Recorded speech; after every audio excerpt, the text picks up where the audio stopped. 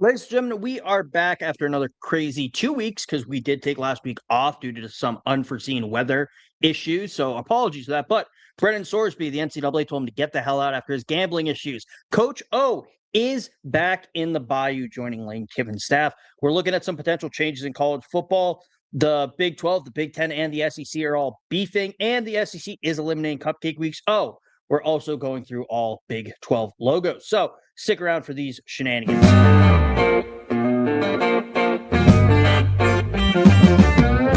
They're eating the dogs, Ciarnan, in Tuscaloosa. They're eating the you dogs. Know that? They were They're eating the dogs.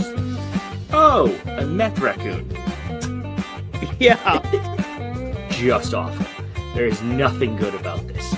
It's the worst possible scenario for the CFP, for the national championship.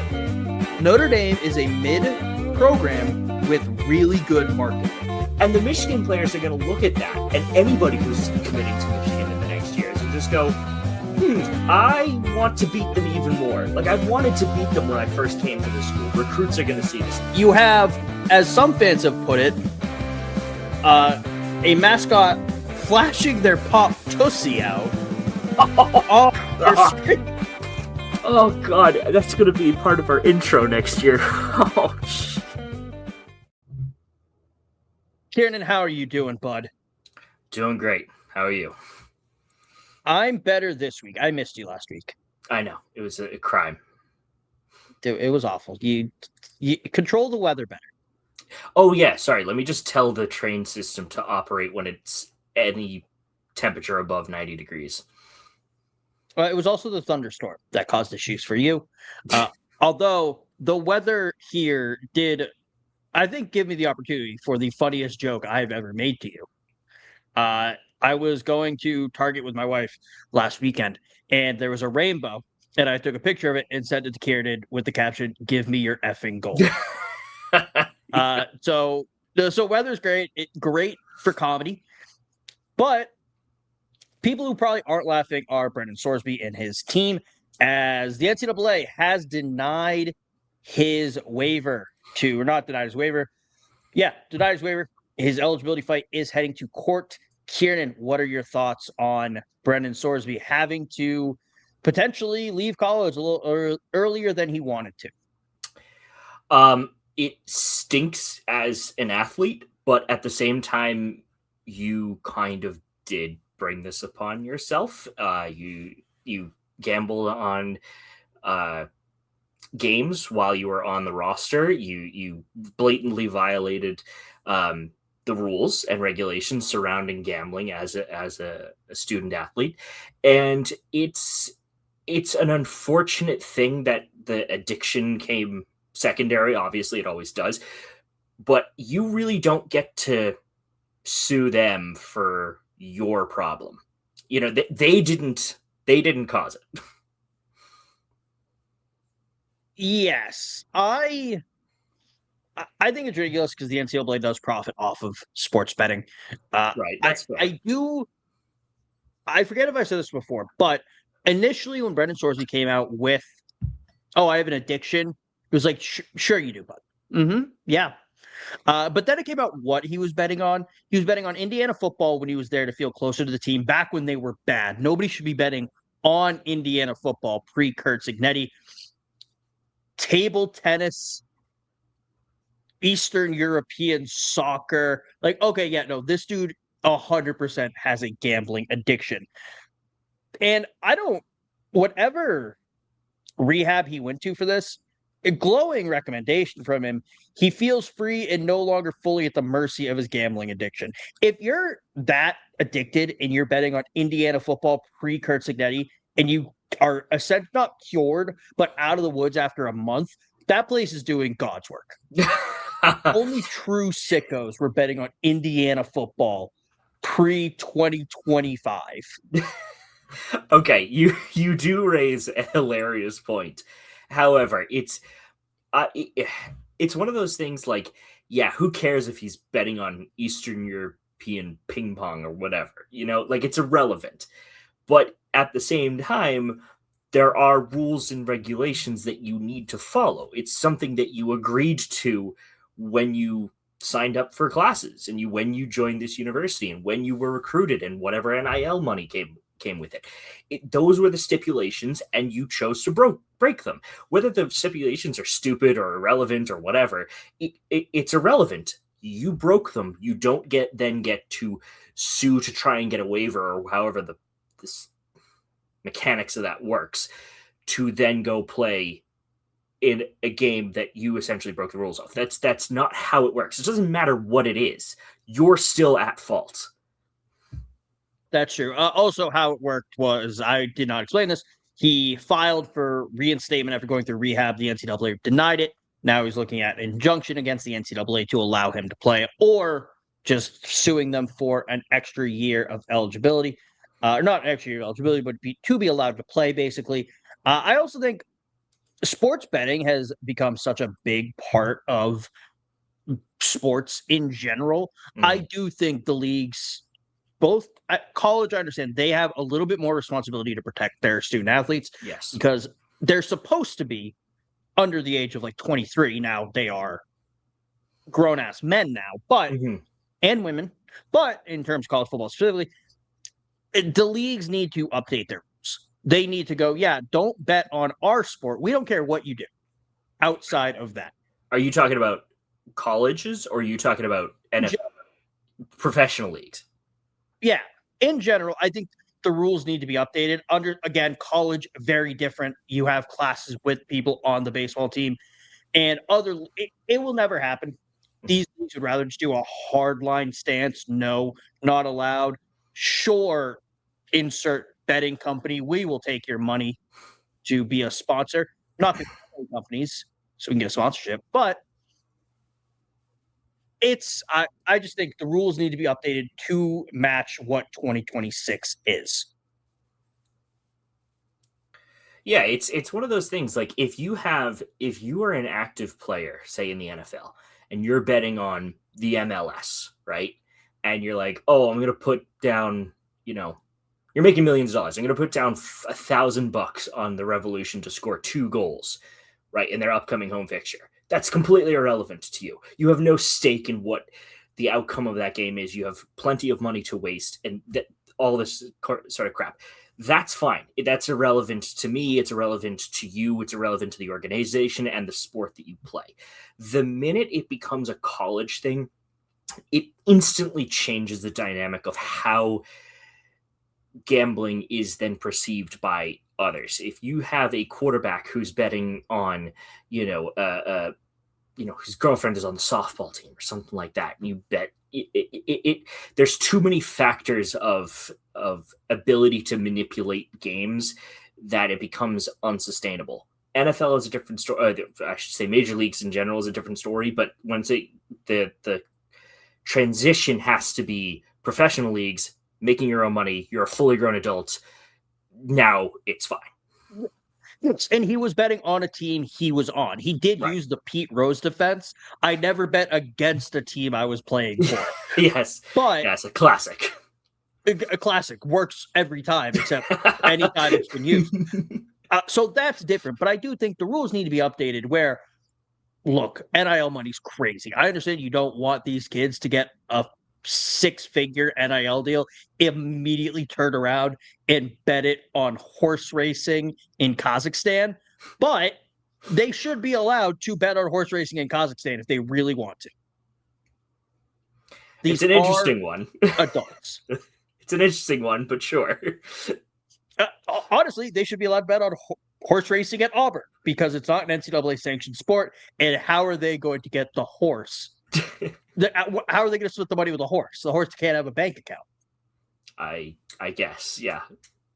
Not all of the people that are surrounding the horse and the trainers and the jockeys and all that. No, it's definitely just the horse. Yeah.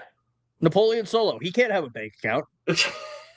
So you can't influence him to throw the race.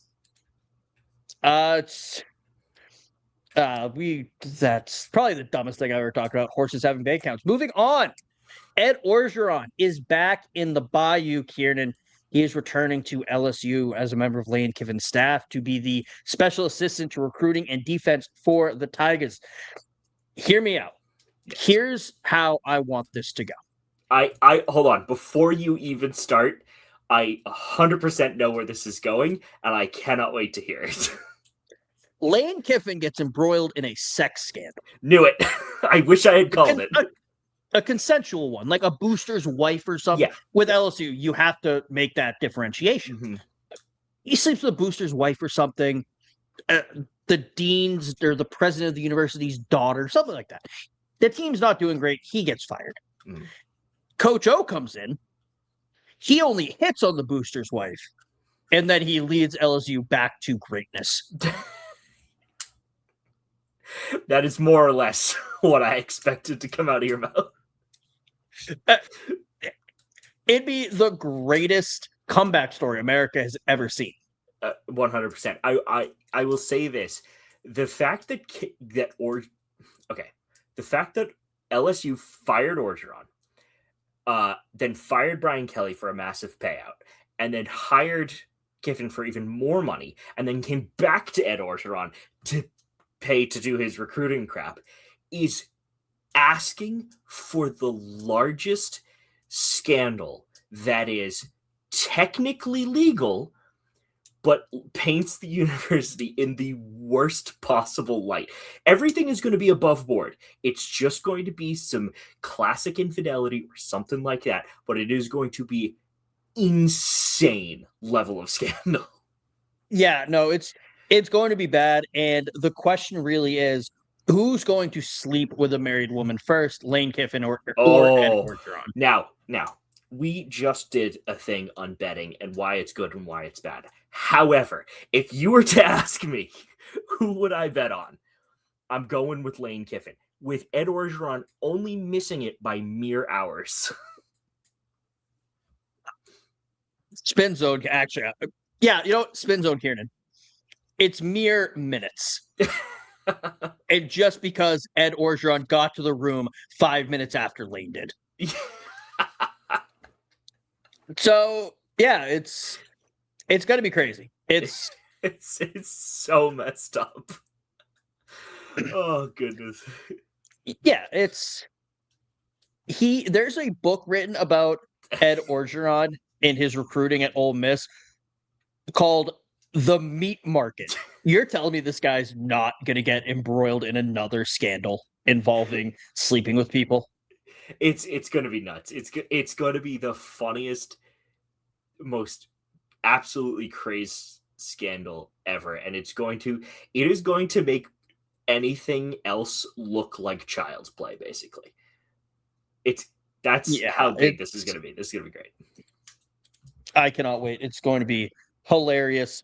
LSU fans have all this hope and excitement for this upcoming season, and it's going to come crashing down. Actually, in fairness, Kev, the LSU team, no matter what happens, is going to be good because it has Ed Orgeron and Lane Kiffin, both good coaches in their own right. Combined with Orgeron's recruiting, especially, it's going to be a phenomenal football team. Yes, for one season. That's fine. That's all they need. That's true. I do think like 2028, we'll give them 2 years. 2028, we will see maybe the greatest college football team since, I don't even know, 2001 Miami come together, run through everyone, and then just everyone's fired by 2030. Yes. That's all they need. They just need another 2019. That's it. Yeah, no show causes or anything like that. Like nobody is punished besides losing their jobs, but just everyone loses their jobs. Yes. Like a total clear house. Yeah. It's going to be fun. But moving on to kind of some overarching college football rules, Ciarnan. Yes. The NCAA is discussing the implementation of an age-based eligibility model. I have not seen anything kind of saying, whoa, give athletes a window of 5 years to compete in D1, starting immediately after their high school graduation or their 19th birthday, whichever comes first. Eliminate waivers for extended eligibility, except for pregnancy, religious missions, or active duty military service. I feel like we talked about this before already, but it's in the news again. Yeah. No, it is in the news again, but it's exactly what we have been saying for the past 4 or 5 years. It is the Yeah, exact same thing. It is one of those things that is yet again a day late and a dollar short. Although this is one of the changes that, regardless of how late it was needed. So, I guess good on the NCAA for finally doing something about it. It took you 4 years to do it, but yeah.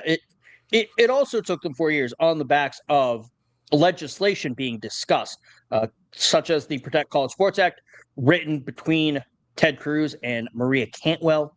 And really, it kind of comes down to a couple of big rules. Athletes can transfer once without penalty. You have a maximum of 5 years to get all your eligibility done. Prohibiting former professional athletes from playing in college, and prohibiting schools from poaching a coach from another school during the season. Sponsored as well by Senators Eric Schmidt and Chris Coons. I have some issues with this. okay. Ciarnan, I don't like the prohibiting former professional athletes from playing in college. Now, look, Why? some people are going to go, Kevin, it's because you're an Alabama fan. Charles Bediako played in the G League and then went back to Alabama. No, I think that's ridiculous. I think that is absolutely insane. And anyone who, I hate how people were slamming Alabama for this, but now are sucking off their school because they're getting guys like, oh, it's great experience. He played in the pros, so this will be great for the no, it's ridiculous both ways. I'm talking about the guy who spent a decade in the minor leagues of the Yankees and decides, you know what? F this, I'm gonna go play college football. It becomes an NFL draft pick at 31. Talk about Brandon Weeden here, an American hero. And that's what I need. And I fear that this eligibility-based, this age-based eligibility, and this bipartisan bill will get rid of those stories. I liked it when there was one random 30-year-old slinging the rock. I did like it when every team had one of those. I see your point, but I think there are other ways to go about it than re-entering college in a different sport to play. Like, if you're really that good of an athlete, it would either be extremely apparent to you already at, say, 26, not 31, and secondly, if that was the goal, or rather the change of career that you wanted to make, I'm pretty sure you can still go into a different professional league provided you get picked up by a team. I don't think there's any restrictions. There is restrictions, but after a certain age group, I think it's 26, that 3 years of college no longer applies. Yes, but what sport will pick you? Like, I understand Brandon Weeden, our example, this was drafted by the Browns, which not off to a great start already with that. Yeah. But it also, the Browns, like, in 2012, when they were real bad and only getting worse. But it's the kind of thing where it's just fun. That's really it. It's fun. And Brandon Weeden would not be a first-round pick if he went from being in the Yankees farm system and bouncing around the leagues and then said, you know what, I want to be a quarterback. No team's signing him. The CFL is not going to waste one of their American roster slots on him. Yeah, now you have the UFL. But again, there are plenty of flamed out college quarterbacks they could get, not a former pitcher. I love it because look, Brandon Weeden would have zero eligibility with the age-based one. Maybe would have some with Ted Cruz and Maria Cantwell's bill. It does not say how they would handle that. It doesn't say if you've gone pro in one sport, you can't come back for another. However, he would have been 24 when he went to Oklahoma State. And that would have just gotten rid of it entirely. And I hate it. I need every person has their comfort, way too old quarterback to be doing it. And for me, it's 25-year-old Brandon Weeden at Oklahoma State. And I need it, and I don't want them to take that away from me, Ciarnan. I've got nothing for you. Yes, is it stupid? Is it hilarious? Yes, but is it a reality? Probably not. Oh, I think there are plenty more examples of this, but the fact that I can point to one off the top of my head really easily means it doesn't happen that much. It's not that common where a big name player has gone this route, but I like it every once in a while. I think it's fun. It adds to the silliness, Karen. But speaking of silliness, Kirby Smart is in the news, Kieran, as he is talking about another Southern secession.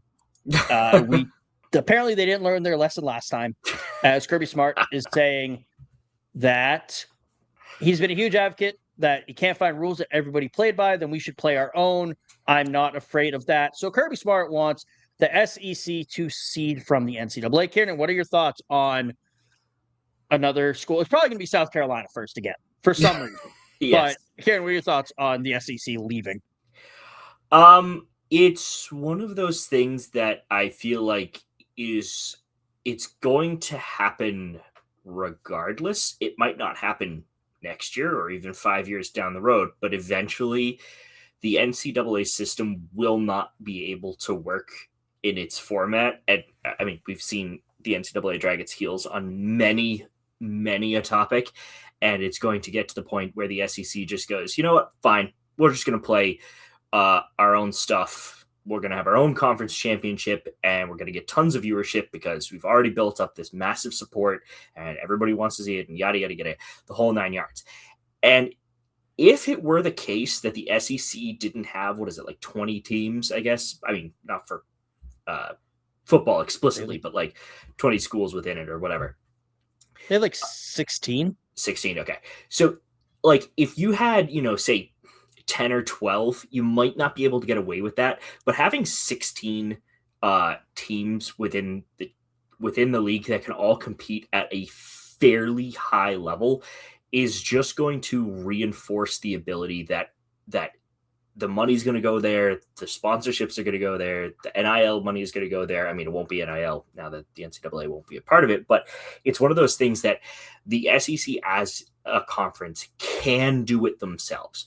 If you said like the Big 12 or the ACC try and do that, they would never be able to succeed. They don't have the basis of support. But in the South, football is basically another religion, and it will work for them.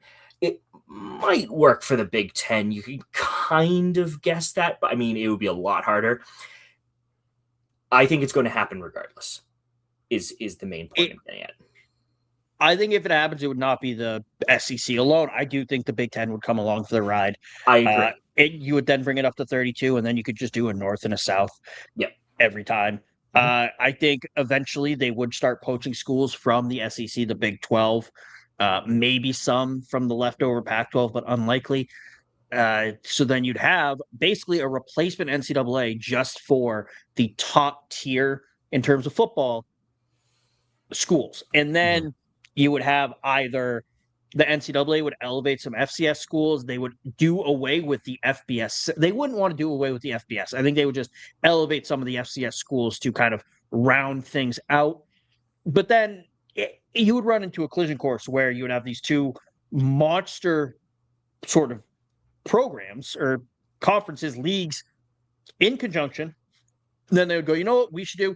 Your champion should play our champion to see which one is better. In 99 times out of 100, the SEC and the Big 10 would win.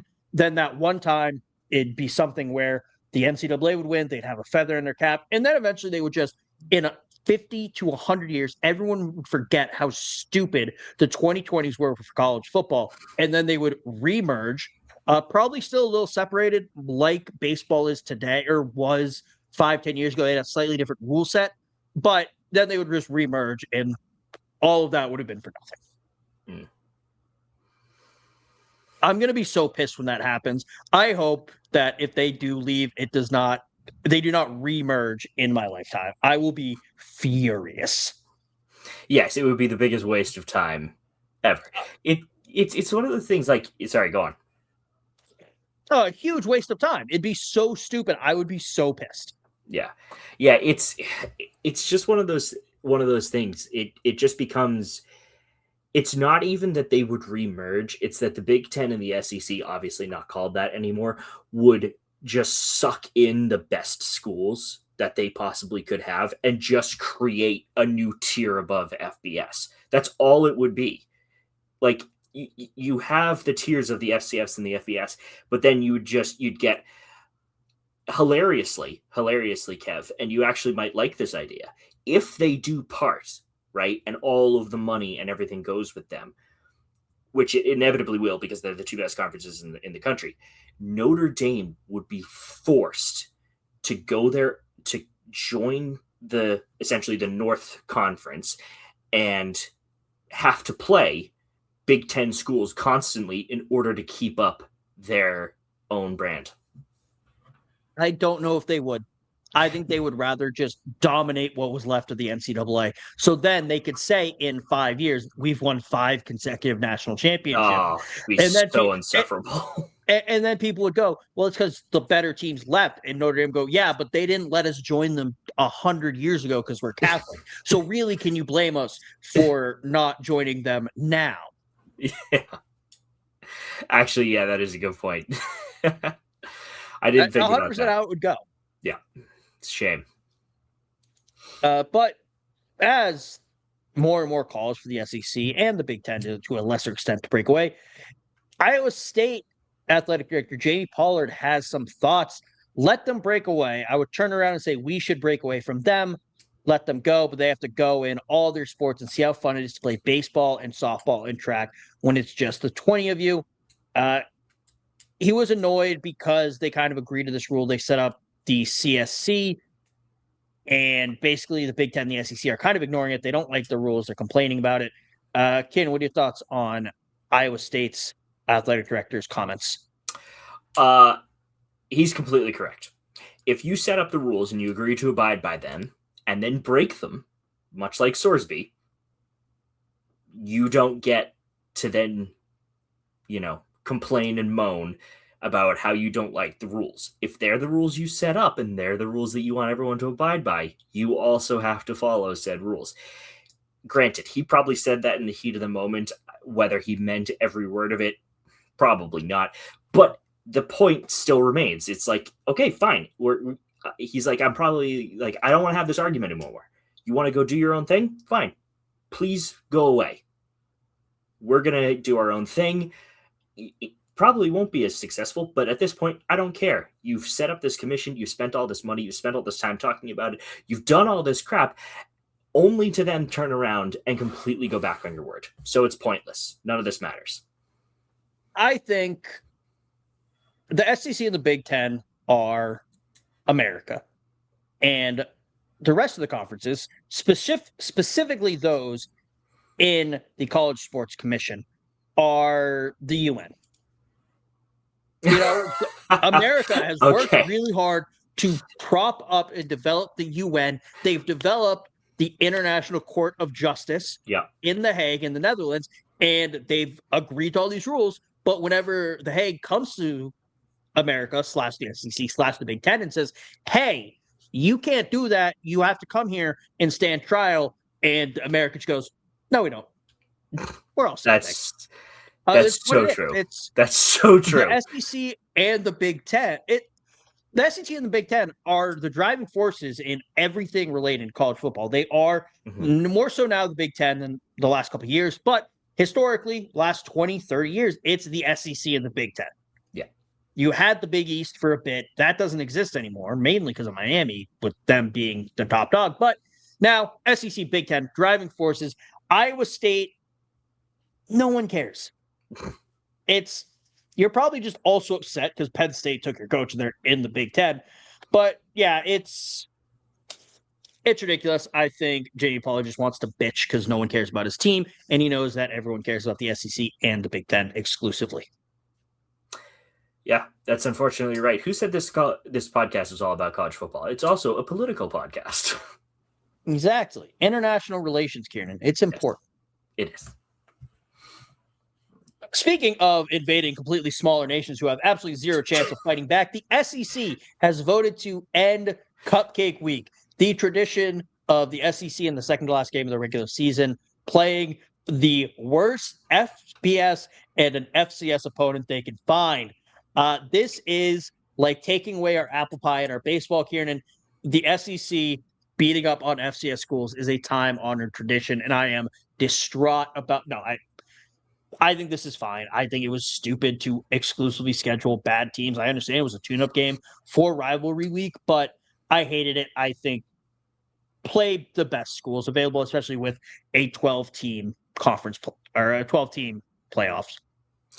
Yeah, 100%. It's no fun watching, early November, late October, Alabama beating up on, say, Samford 101-0.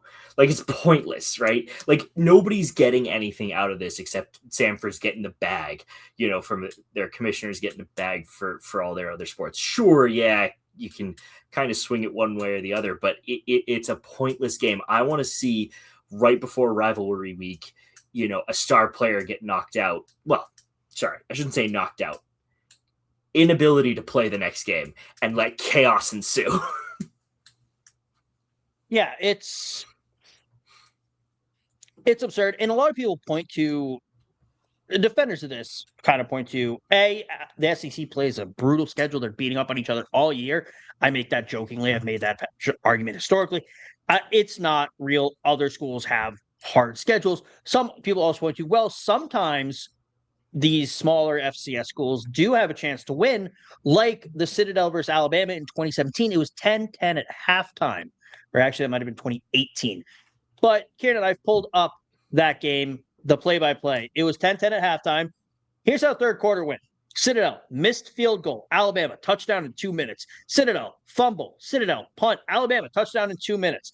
Punt for the Citadel. Alabama, touchdown in 3 minutes to make the final score of the third quarter 37-10. Then Alabama put up another 13 points in the fourth quarter to make it 50-17. So, yes, you can come out and keep it close against a big school. 99% of the time, it's going to end up being a 50-17 rate. Yes. Yeah. It's. But, all right, that's all the news we have here. And so now it's time for our favorite part of the week. Yes, absolutely. We're going over logos, and this week it's the Big 12. I don't know what we're going to do going forward once we're done with the Power 4 in the Group of 6. Maybe we'll go down to FCS, do some of that. But, Ciarnan, the Big 12, starting off, which one is the best? I'll be honest with you. Strong across the board. I agree. Yeah. There's simplicity in the top left. So it's just a black and gray box, Big 12 conference, very simple, nothing fancy about it, but it's very, very solid, very, very striking. I do like when they change to Roman numerals. I think it's a cool way to do it. I'm not going to say it's unique, but it is certainly an interesting change on it. I like all the blacked out 12. I like the gray 12. And I like the current one, which is the white lettering or numbering rather, and the red background. If I were to pick, I'm actually going the all black in the top right. So I'm not sure. I kind of like the bottom left, the gray with just the red Big 12 conference banner. I do agree. They're all strong. When I think top left is the weakest, admittedly. Oh, yes. But when that's your weakest, you're doing something right. I do think, even though I like the Big 12, the gray Big 12 the most, you like the black. I do think enough was changed each time, and it was a constant improvement in terms of design. Yes. Again, you have your preference. I have mine, but they did not take a step back at any point. Agreed. Good showing. If this is the start of the Big 12, we're in for a good one. If it goes down from here, I'm going to be disappointed. I was going to say, or we could go downhill real quick. Yeah. I did this last week. It was a last-minute decision not to record. I did this last week. I don't remember a lot of these. All right. So this is going to be fun. Yeah, let's do it. Arizona State, not a lot of options here. I like Sparky. I think that's the name of the mascot. Yep. Both great. I would be difficult to pick a winner for me, actually. I do like the fork a lot, but Sparky is a fun kind of caricature. I think looking at Sparky and when he's from, that sort of makes it a little bit higher, in my opinion. If they came out, if it was flipped and they came out with Sparky Day, I'd be like, that's weird. Why? Yes, I see what you mean. Yeah, I see what you mean. Geez, I'm 50-50 on this. I think I'm leaning Sparky though. All right. Just for a little bit of animosity, I'll go the pitchfork. That's fair. All right. Arizona. Now, what the hell is going on at the top right? It's creepy. I don't know why. It might be the eyes. It went from cute, cartoony Looney Tunes to someone leaving town after committing crimes. Yes. And not the fun kind of crimes. To just a block A. Honestly, the block A was an improvement. Yeah. They went downgrade, upgrade again. They have tweaked the colors of their current logo. But I think in terms of a logo, I think I'm going to go with the bottom right, the current A. I think having both sort of A's in there makes it a little bit more unique, a little bit more eye-catching, and is not a creepy pervert in the top right. Yes, very much agree. It is the bottom right is the best one. I am a fan of the top left, though. That Looney Tunes-esque outline, it's very fun, and I think that would be a great once-off retro jersey that they wear just against ASU. They'll slap that on their helmets. That would be fire. Looney Tunes versus Sparky, it'd be great. I think it'd be cool on a shirt or a sweatshirt or something. It'd be awesome. Yeah, it's called the Cartoon Bowl. It'd be great. There you go. Yeah. Problem solved. Be awesome. All right. Perfect. All right. Rivalry week. Also, this one, this wasn't a primary logo. This is the best logo that Arizona has had. By far. It's so cool. It's phenomenal. I just wanted to include that. Baylor. Next up, I sucker for the sailor hats. This one's a little different than other ones. I think there's 3 strong ones and then 1 really bad one. If you say the top right is really bad, I'm going to reach through this screen and choke you. Why is it mint green? Okay, I will admit that. It is mint green. Have you ever chewed spearmint gum? That's what that bear is like. What was the old 5 gum slogan? Feel the sensation? Yeah. Yes. That's Baylor Bears under it. Feel the sensation. It's hands down the best logo. They're going for something unique. Yes. But I don't like it. No, it is phenomenal. It is the wrong shade of green. I will admit that is the wrong shade of green, but it is a phenomenal logo. I think that's what I'm getting hung up on. I think it's just the green I don't like. I also don't love the green in the sailor hat one. Yeah, it's too bright. I do like the updated lettering as well. I like the little divots taken out of the top left of the top circle in B, if that makes any sense to those listening on the podcast. And then the right side of the U, that little cut in on it. I like those. I think that's a nice little touch that makes it a little bit more unique than just college athletics font. Okay, so I understand what you mean, but to me, that is just the Michigan State Spartans with frills. Like, there's nothing to that. It's just a green, bland text. The outline actually looks like it's a bright thing, and it brings out the contrast of the lettering. I think they should have kept the yellow. I do think that was an oversight. They lightened up the green a little bit. I think they should have kept that gold outline as well. Yeah. And keep it that yellowy gold, not the metallic gold that so many schools have gone towards. Mm-hmm. Yeah, definitely. But yeah, in terms take in the terms color of uniqueness, scheme. Top right. Yeah. Take the color scheme of the current logo with the darker green and the brighter yellow, and put that on the top right and make that your logo. Fire. Yeah. Yeah. Nope. I do agree. I do think I was just getting held up on the colors. Ugh, it's just mint. BYU. Okay, Penn State University. Pretty much, yeah. Yeah, it basically is. Sucker for a sailor hat. I'm between the sailor hat and the top right with the BYU with the cougar climbing into the U. I think that's a really cool thing you don't see very often. I think the bottom left, the Brigham Young University fully spelled out with the mountain lion on top of it, or the cougar on top of it, excuse me. It says cougar right there. I'm an idiot. Is not, it's a downgrade. I don't like it at all. Also, the sailor hat, kind of creepy. Yeah, okay, fair enough. I think the weakest one of this is the bottom right. The Y is just, yeah, it's okay, fine, whatever. 100%. Yeah, it's just like it's so lazy. It's unimpressive. I can't even find good words to describe it. Like, yeah, I get it for simplicity's sake. It's probably way easier to print on a jersey. I grant you that.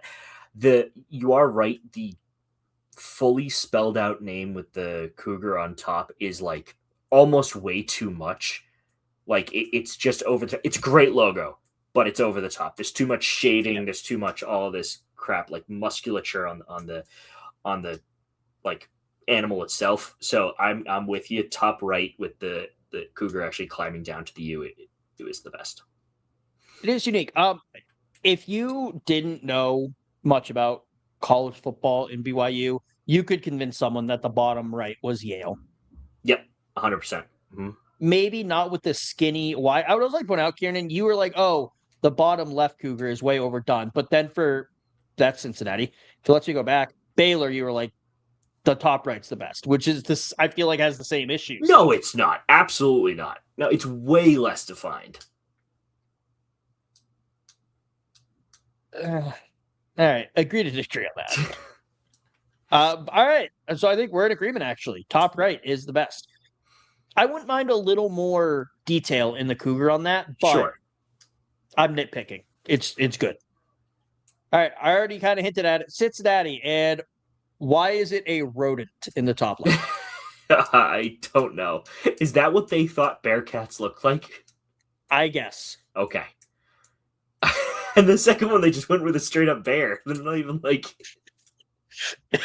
they didn't know what a Bearcat was. Yeah, they're just guessing at this point. I don't and the know next two look like raccoons. Like. I don't know what a Bearcat looks like here. Is it the meth raccoon from our intro? It is. That is. It actually is. It actually is. Yeah. It's.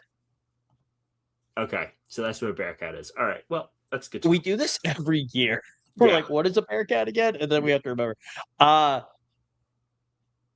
kind of like it. Again, it's kind of cartoony. It's kind of old school. The third one in the top row. Yeah, I'm with you. I'm with you on that. I like the curvature of Cincinnati, the straight line Bearcats, and then the full body Bearcat. Top left is bad. 2 from the left is bad. Top right is okay. They did something different. Bottom left is bad. That just screams 1970s. Yeah, lazy. Yeah, lazy, bad, hate it. And then, was that one of the 70s?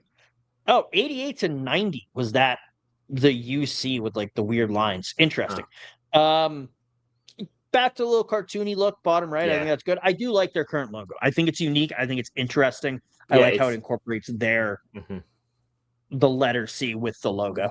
Yeah, no, it's the current one is fine. One previous to that, a little cartoony, a little too Tom and Jerry if you catch my meaning. But I think we're in agreement. The third from the left on the top. Yeah. They had a lot of logos.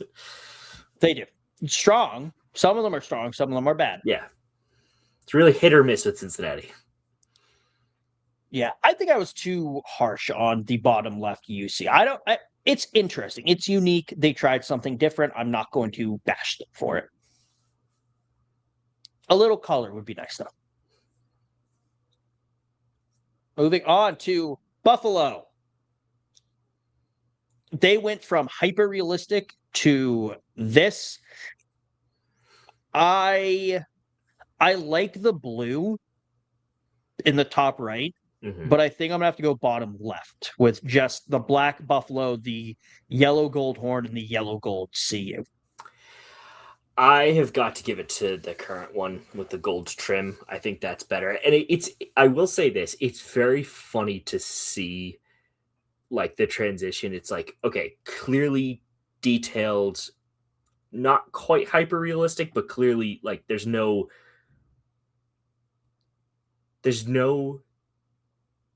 obvious thing that it's nothing else. Like it's very clear what it is. A little bit more sketchy almost with a little bit of additional shading. Blue, and then back to the and then back to the Yeah, dark color scheme. I think they went a little wild. Somebody did. I think that's when pot was legalized. they did something fun. They went for it, and you can't hate them for it. I think part of the reason I don't like the new one as much. Too Vandy. I mean, that's an issue I have with a lot of logos now. A lot of schools and teams have moved away from the more yellowy gold, and I'm not as much talking about the bottom left, but more the top right. It is a little darker, a little more yellowy, and into this more metallic beige gold, which I am not a fan of. I also think you lose some of the features of it. I think it's kind of cool how the CU sort of makes up part of the back in the both the blue and that first black one, and you kind of lose that with the outline. Yep. It's a strong logo throughout. I think they found something that works, and they did drastically mess with the colors. But yeah, the silhouette one is just kind of weird. It's giving Buffalo, like the Bills' old logo, a little bit. Yeah. All right, so you're going top or bottom right. I'm going bottom left. Yep. All right, Houston. Ooh. I have to say, Ciarnan, I don't know if I love any of these. I'll start us off then. Top, middle, best one. Bottom left, second best. I like the shading. I'm fine with going with that kind of university script, but make it a little detailed, which is exactly what they did, and I like it. The first one looks like a dinosaur was morphing into a mammal, and we caught it mid-evolution. That's what that looks like. That's fair. I kind of look at that and see when you hear something in your living room in the middle of the night and you accidentally tap your cat with your foot, and that's how they react. Yes, that's very true. I do like the Houston Cougars with the cougar kind of stepping over it. I don't love how the cougar looks, to be honest, but I like what they were going for. I do think going from the kind of 3D look with the UH to the flat look, biggest downgrade we've seen so far. Yeah. Agreed. Awful. I hate minimalism. I hate what they've done to our sweet, sweet logos. But yeah, I do think also, the UH 3D look. I don't know, is this pissing you off or not? But there's a little nook between the U and the H that's just colored in red, and it shouldn't be there. Do you see that? The little triangle. I do see that. See that. That's annoying. I don't love it. Yeah, because in the top right they have it removed. That's true. I think in the bottom left you can talk yourself into, oh, it's 3D. It's going backwards. It's shading. Yeah. In the bottom right, I don't know what their excuse is for keeping it besides tradition while ignoring their tradition of, well, it's not really ignoring the tradition of their logo, but going away from the cool logo. Yeah, that's insane. Yeah, hate it. Iowa State. Whoa, all over the place. A lot of different ones. Yeah. Jeez. I think Iowa Mechanical College or Iowa Agriculture College. There's probably an A. Iowa State College again, the bottom in the middle left. A for agricultural. Then you have the bird, a cyclone, a bird and a cyclone, and then the modern Iowa State logo. I mean, there's one answer. Where are we going? There's one answer here. Can I guess what your answer is? Yes. It's bottom middle. Yes, of course it is. It's There's no other answer. There's no other answer, Kev. I am sorry. No, it is. It is the best one. That is I don't fire. Honestly, outside of that top row, I don't think I hate any of these though. I am a bit apprehensive about the ISC with the red text on the yellow background. It's very bland. As a primary logo, I agree. I don't hate any of it in the sense as like a tertiary logo. Yeah. You know, they have the bird cyclone or the I state on the helmet on the field and stuff, and then they have like a shoulder patch with the ISC. Yeah, that's fine. It's a very good Something bumper like sticker. Cool. Bumper sticker, maybe on a hat. Yep. Mm-hmm. Could be good. I also think, though, we are sleeping on the bottom left. We are. We absolutely are. Cursive-ish font with the cyclone under it. Very strong. This bottom row, even the current logo, they kept the 3D look. I state they very strong across the board. Yeah, if that iOS state cyclones with the bird with the twister at the bottom of it, if that didn't exist, it would be bottom left. Yeah. Yeah. But I do agree that it reminds me of the Rutgers one we talked about a few weeks ago that you really liked. But I think the Rutgers one overdid it a little bit. I feel like this is still a lot, but they nailed it. Mm-hmm. All right, moving on to oh no. Oh no. That's not great. That's not good at all. Yeah, I don't know why they gave the top left one sexy legs. I don't know what other way to describe it. They're just some sexy legs. Oh my goodness. I feel like it is kind of, your journey through going out. Okay. Top left, you're getting ready to go out. You're feeling good. You're going to have fun. You go into the bathroom after a few drinks and you look in the bar mirror and you self-realization of who you are as a person is top. Middle, top right, you're kind of starting to feel a little not great, but you're going to keep going. Bottom left, somebody knocked your drink. I was going to go, you're hungover. Like the next day, you're hungover. Okay. You're starting to feel a little bit more like a person. Bottom middle, although I could see that one being hungover. Like top left or bottom left, you get into a fight or something, get kicked out. Bottom middle, you're hungover the next day, and then bottom right, you're off on your merry way. Okay, so I'm just going to quickly do mine, and I'm going to follow your logic here. All right, top left, getting ready to go out. 2 is the girls have now come over and you are socially awkward and inept AF. 3rd one is you're trying to work your work courage up to talk to literally anyone at the bar in the mirror. I agree with you there. 4th, somebody's knocked your drink over and you're pissed. 5 is you start a fight with the bouncer. 6 is you are now at the point of inebriation where nothing else matters and you're finally feeling the buzz. That also bottom right is whatever in college, whenever I would drink, I would need to be monitored because I would run away. I was running. Oh, you were. That was me going off on my adventures. Yeah. In the bottom right. With that being said, I think bottom right is the best. Yeah, it's not even close. It's really not. The rest of them make me mildly uncomfortable. Yeah. I have to say, these look as if they've been drawn by preschoolers. Up until the KU facing left. 5th one there. I would say the 4th one is okay. Nope, you're right. Also, the middle one with your tap, tap, tap, nevermore looking ass. Look, we're talking about international relations and Edgar Allan Poe on this. Don't say you didn't learn anything. What the hell am I even looking at with that top left? I do not like it. It's bottom right for me. Yeah. Agreed.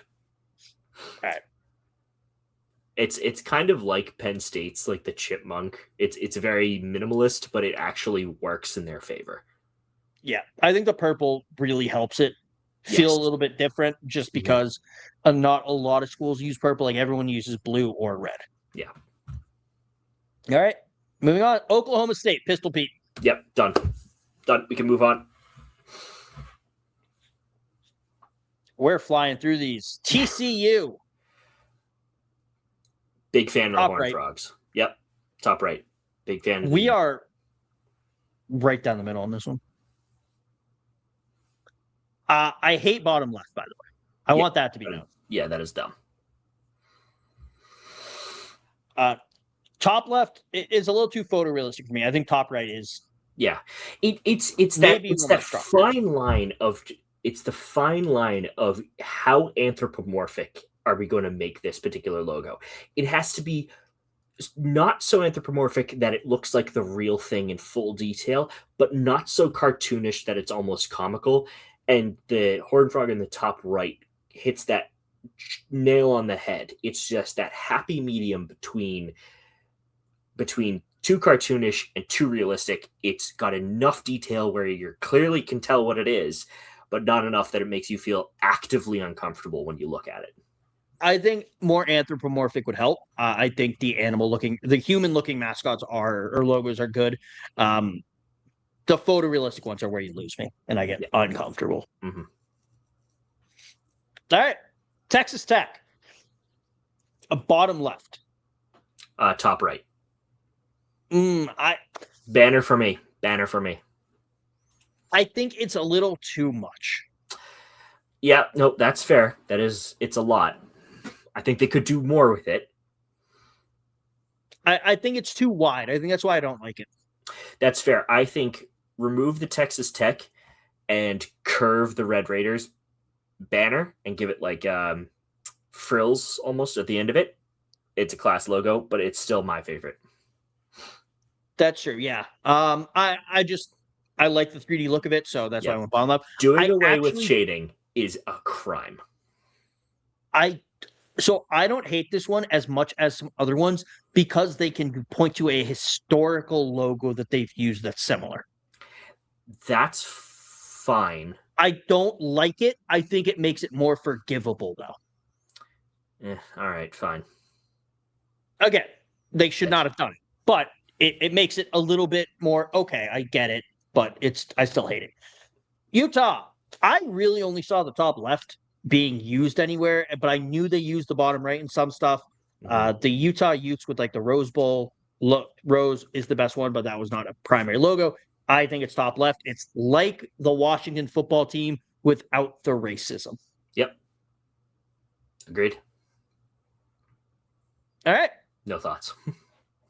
UCF. Cool. A lot of them. Bottom left. Bottom middle. We'll do Army eventually, is my takeaway from that. I see what you mean. Yeah. Fair enough. I also, again, I know I have knocked Texas schools for this. I do like schools that put their state in their logo. Mm-hmm. So I don't hate that one. I don't love their current logo. I think that's kind of a downgrade. Yeah, it is. The top middle one is, it's giving local pizza place for some reason that has a night theme. Yep, I see that. I don't know what. Yeah, I don't know what the first one is either. It's so interesting.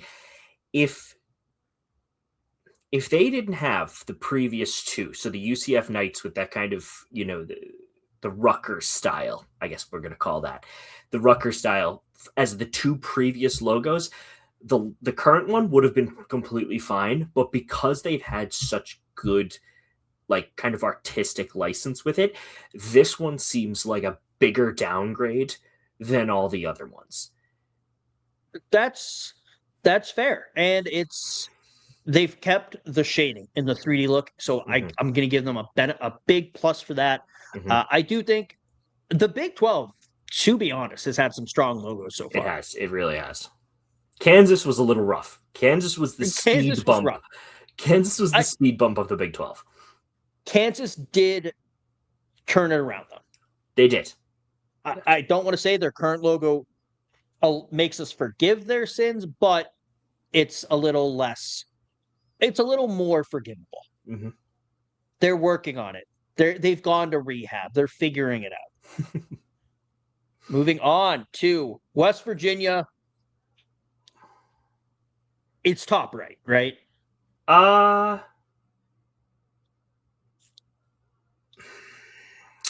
Yeah, it's a good logo. It's a good logo. I will also accept bottom left. I think bottom left and top right are very strong. I think bottom right is still, they didn't change much. I don't like taking away the color of it. And I think the old WYU in the top left is not great. Yeah, it just looks like BYU with extra steps.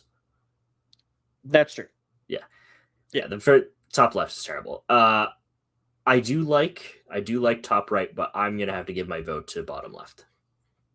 That's fair. I do think bottom left is strong as well. I think it's recognizable.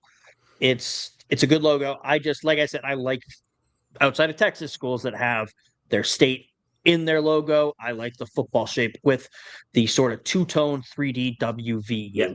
No, it does look good. That might be it. That is it for the Big 12, Ciarnan. All right. I'll say it now. As a group of logos, I think one of the strongest conferences so far.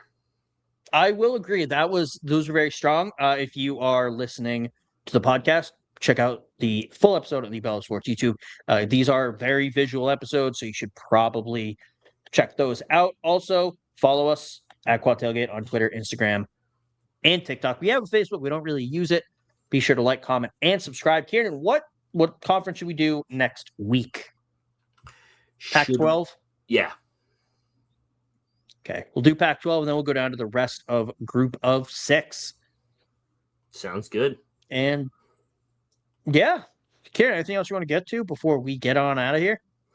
I think we've hit everything on the head so far.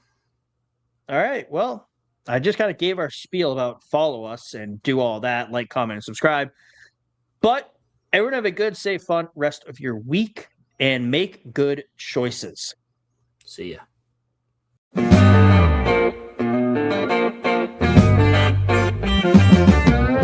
They're eating the dogs, Ciarnan, in Tuscaloosa. They're eating the dogs. You know that? They were eating the dogs. Oh, a meth raccoon. Yeah.